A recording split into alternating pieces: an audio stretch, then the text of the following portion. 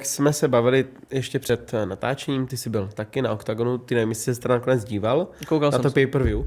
Plánujete něco implementovat vlastně z té show? Protože my víme, že Octagon implementoval něco málo z mistrovství světa, tak různý ty prvky, co byly třeba, jak je ta obrazovka, ukazujou zrovna třeba ty celebrity cam a dělají si srandu, proto napodobu na ty filmy. Máte něco takového v plánu implementovat? Je to možné, já si přiznám, že tady to neřeším já, to řeší kluci z produkce, takže tam něco se takového možná objeví, nevím jestli teďka, no příště, možná, že jo. Takové ty kiss cam, že jo, a celebrity cam a právě tam na fotbale byl, myslím, nebo na hokej, teda, pardon, na hokej byl Pan prstenů, že jo, a tam oni to vlastně takhle napodobují. A je to vtipné, mě to bavilo a vybírali fakt dobře ty lidi, jakože fakt to bylo super.